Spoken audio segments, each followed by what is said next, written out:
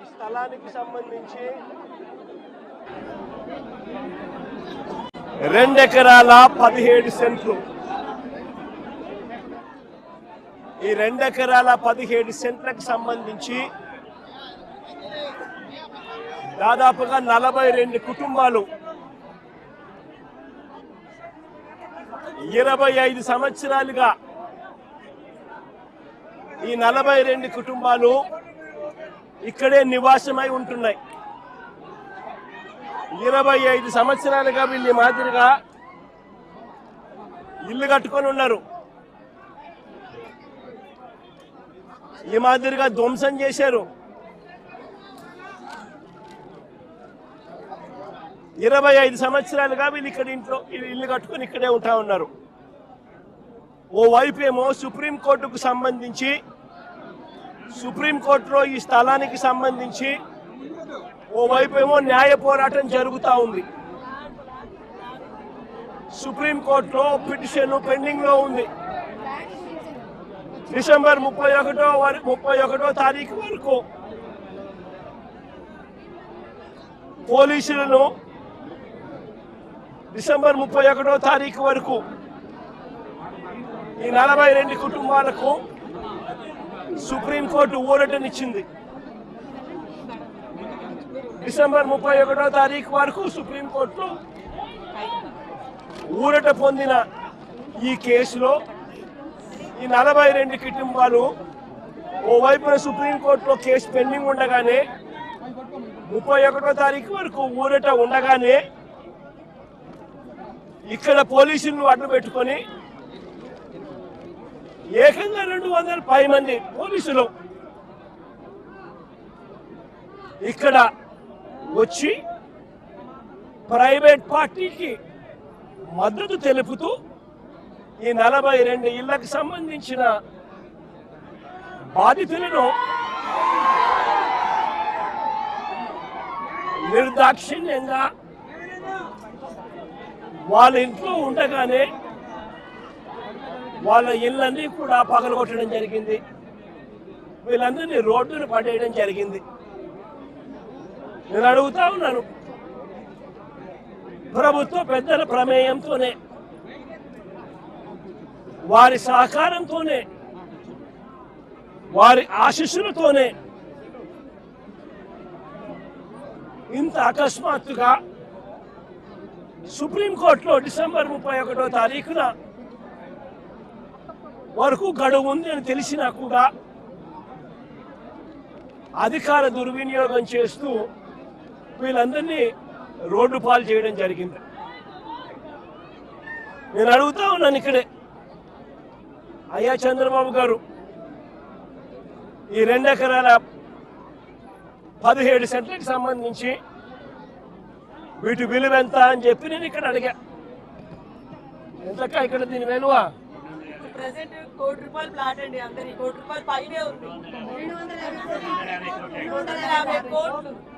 దాదాపుగా ఈ 2 ఎకరాల 17 సెంట్లు వీళ్ళు ఇల్లు కట్టుకొని ఏదైతే ఉంటా ఉన్నారో కరెంటు మార్కెట్ విలువ దాదాపుగా 150 కోట్ల పైచిలుకోట.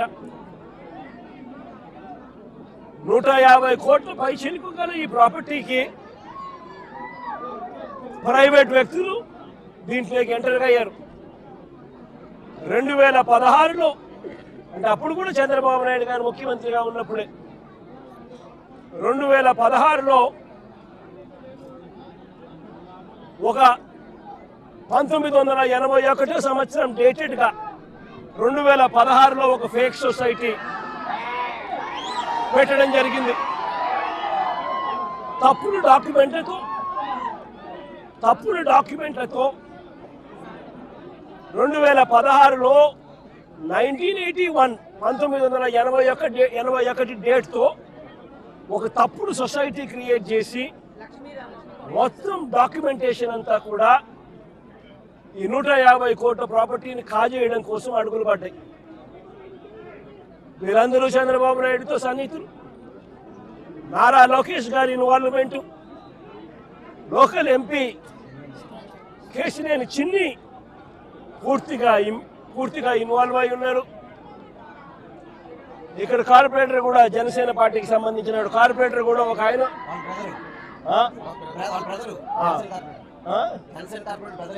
జనసేన కార్పొరేటర్ సంబంధించిన వాళ్ళ బ్రదర్ కూడా ఇన్వాల్వ్ అయి ఉన్నారు. ఇంతమంది కలిసి అధికార దుర్వినియోగం అనేది ఎలా ఉంటుందన్న దానికి నిదర్శనం ఇది. ఓవైపున కేసులున్నాయి, సుప్రీంకోర్టులో కేసు జరుగుతూ ఉంది. డిసెంబర్ 31వ తారీఖు వరకు వీళ్ళకి వెసులుబాటు ఉంది.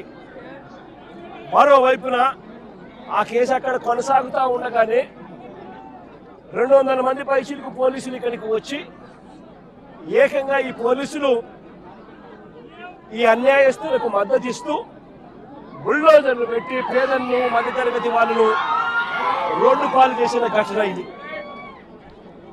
నేను అడుగుతా ఉన్నాను, ఇక్కడే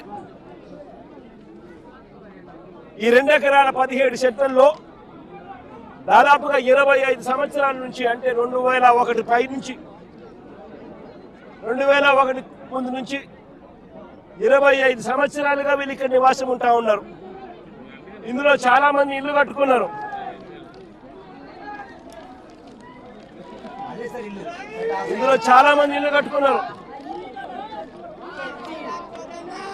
ఈ ఇంటికి సంబంధించి, ఈ ఇళ్లకు సంబంధించి Vijayawada municipal corporation building plan approvals ఇచ్చినారు. విజయవాడ మున్సిపల్ కార్పొరేషన్ వారు బిల్డింగ్ ప్లాన్స్ అప్రూవల్ ఇచ్చినారు. ఈ ఇళ్లకు కరెంట్ కనెక్షన్ ఇచ్చినారు, డ్రైనేజ్ కనెక్షన్ ఇచ్చినారు. ఈ ఇంటికి అన్ని రకాల అనుమతులతో పాటు ప్లాన్ అప్రూవల్ చేసి విజయవాడ మున్సిపల్ కార్పొరేషన్ వాళ్ళు వీళ్ళు ఇల్లు కట్టుకుంటా ఉంటే ఇళ్ళకు కూడా ప్లాన్ అప్రూవల్స్ శాంక్షన్ చేసి స్టాంప్ వేస్తారు. మరోవైపున బ్యాంకులు వాళ్ళు డ్యూ డెలిజెన్స్ పూర్తి చేసి వీళ్ళందరికీ లోన్లు కూడా ఇచ్చినారు. ఇక్కడ ఉన్న వాళ్ళు దాదాపుగా ఒక్కొక్కరు 20 లక్షలు 25 లక్షల రూపాయల పైన అడుగుతా ఉన్నా. స్థలాలు వేరొకరివే అయితే ఈ ఇళ్లకు కరెంటు, డ్రైనేజు, ఇతర కనెక్షన్స్ అన్ని ఎలా ఇచ్చారు అని అడుగుతా ఉన్నా. వేరొకరిదే ఈ స్థలం అయితే వీటికి ఇక్కడ ఉన్న వాళ్లకు బ్యాంకు లోన్లు ఎలా ఇచ్చారు అని అడుగుతా ఉన్నా. రిజిస్ట్రేషన్లు చేశారు, బిల్డింగ్ ప్లాన్ అప్రూవల్స్ ఇచ్చారు, అన్ని రకాల పర్మిషన్స్ ఇచ్చినారు. చివరికి వీరికి బ్యాంకులు వాళ్ళు లోన్లు కూడా ఇచ్చాయి, వాళ్ళ డ్యూ డెలిజెన్స్ పూర్తి చేసి. మన ఇన్ని సవ్యంగా ఉన్నప్పుడు ఇది ఏ రకంగా గవర్నమెంట్ ముందుకు వచ్చి వీళ్ళకి ఎటువంటి న్యాయము చేయాలి అని కనీసం ఆలోచన కూడా లేకుండా, ఎటువంటి ముందస్తు నోటీసు కూడా ఇవ్వకుండా వీళ్ళ ఇళ్లలో ఉండగానే 200 మంది పోలీసులు పైచిలకు వచ్చి ప్రైవేట్ వ్యక్తులకు మద్దతు ఇస్తూ పొక్లేర్లు పెట్టి, జేసీబీలు పెట్టి, బుల్డోజర్లు పెట్టి ఏకంగా బిల్డింగులు పక్కన జరిగింది. నేను అడుగుతా ఉన్నాను, వీళ్ళు చాలా మంది చెప్పడం కూడా జరిగింది, ఈ స్థలాలు మళ్ళీ కొనుగోళ్లు జరిగేటప్పుడు కూడా, క్రయ విక్రయాలు జరిగేటప్పుడు కూడా పలు సందర్భాలలో ఇక్కడ వాళ్ళంతా కూడా పేపర్లో అడ్వర్టైజ్మెంట్లు కూడా ఇచ్చినారు. ఎవరికైనా అభ్యంతరాలు ఉంటే తెలియజెప్పాలి అని చెప్పి పత్రికా ప్రకటనలు కూడా ఇచ్చారు. పత్రికా ప్రకటనలు ఇచ్చినప్పుడు కూడా ఎవరు కూడా అభ్యంతరాలు ఎక్కడా కూడా వెలుబుచ్చలేదు. అలాంటిది 25 సంవత్సరాలుగా వీళ్ళు ఇక్కడే ఇలాగే ఉంటే వీళ్ళను బుల్డోజర్లు పెట్టి ప్రైవేట్ వ్యక్తులకు మేలు చేసేందుకు ఈ 150 కోట్ల పైచిలకు ఇవాళటి వాల్యూలో 150 కోట్ల పైచిలకు వాల్యూ ఉన్న ఈ ప్రాపర్టీని కబ్జా చేసేందుకు ఏకంగా చంద్రబాబు నాయుడు, ఆయన కొడుకు, ఆయన పార్టీకి సంబంధించిన ఎంపీ, జనసేన పార్టీకి సంబంధించిన కార్పొరేటర్లు ఇంతమంది ఒకటై పేదలను నిస్సహాయాలుగా ఈరోజు రోడ్డు మీద నిలబెట్టించారు. నిజంగా నేను అడుగుతా ఉన్నా, ఈ ప్రభుత్వం అన్నది పేదల తరపున ఉందా అని.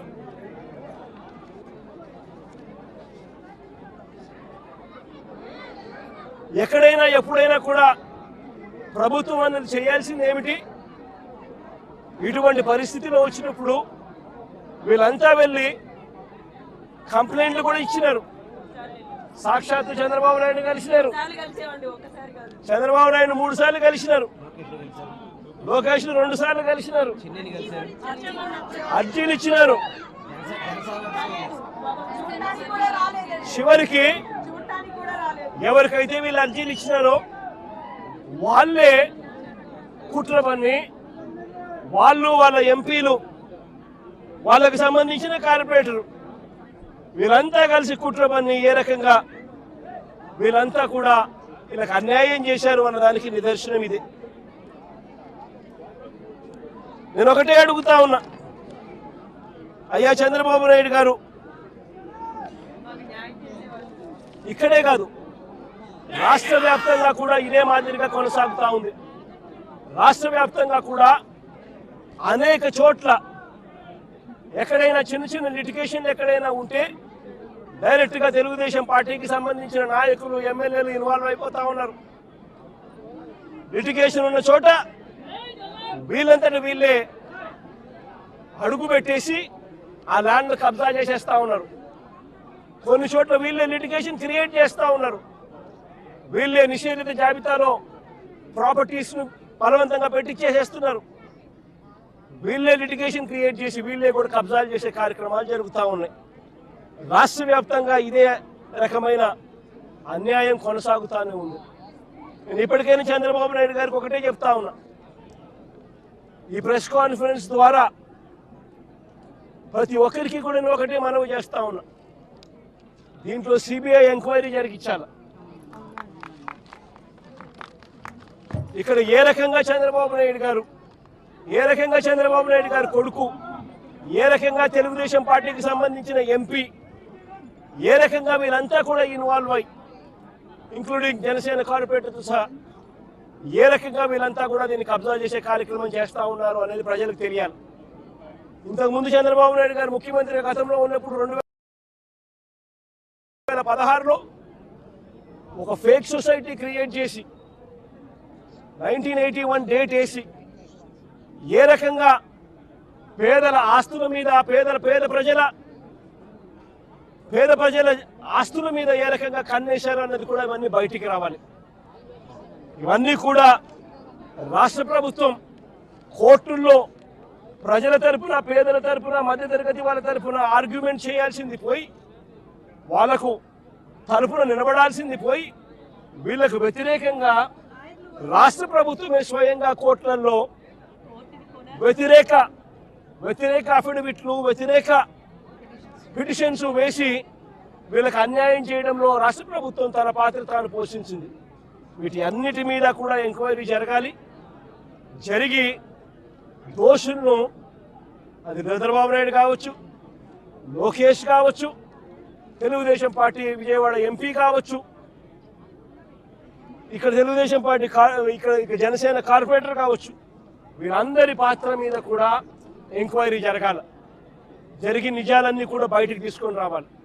వీళ్ళందరూ కూడా ఎవరైతే నష్టపోయినారో, 25 ఏళ్ల నుంచి ఇక్కడే ఉంటున్నారు, ఒక్కొక్కరికి లోన్లు ఉన్నాయి, 20 లక్షలు, 25 లక్షల రూపాయలు బ్యాంకుల్లో రుణాలున్నాయి. వీళ్ళని తీసుకొని పోయి ఇప్పుడు నడు రోడ్డు మీద పెట్టారు. వీళ్ళు బతికేది ఎలా? వీళ్ళ లోన్లు ఎలా తీరుస్తారు?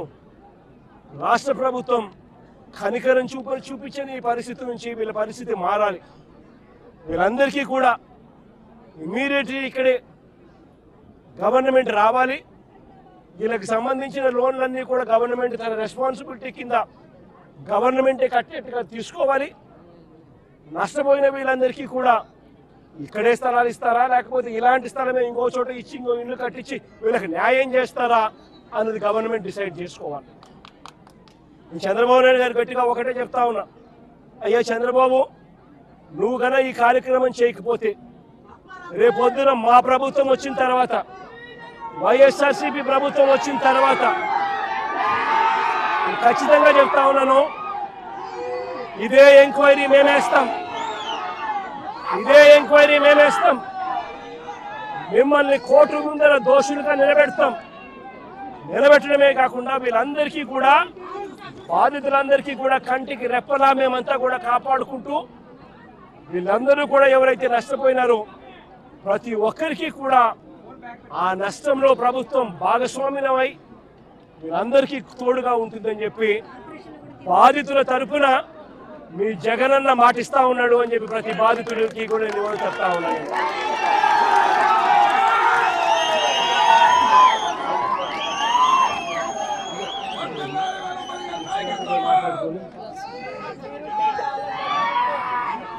సుప్రీంకోర్టులో ఈ కేసుకి సంబంధించి అన్ని రకాల సపోర్ట్ కూడా వైఎస్ఆర్సీపీ తరపున న్యాయానికి సంబంధించిన సుప్రీంకోర్టులో కానీ హైకోర్టులలో కానీ వీళ్ళ తరపున ఆర్గ్యూ చేసే దానికోసం లాయర్ల దగ్గర నుంచి ప్రతి ఒక్కరికి న్యాయం తరపున ప్రతి ఒక్కరికి కూడా అన్ని రకాల సహాయ సహకారాలు కూడా కొనసాగిస్తామని కూడా తెలియజేస్తాం.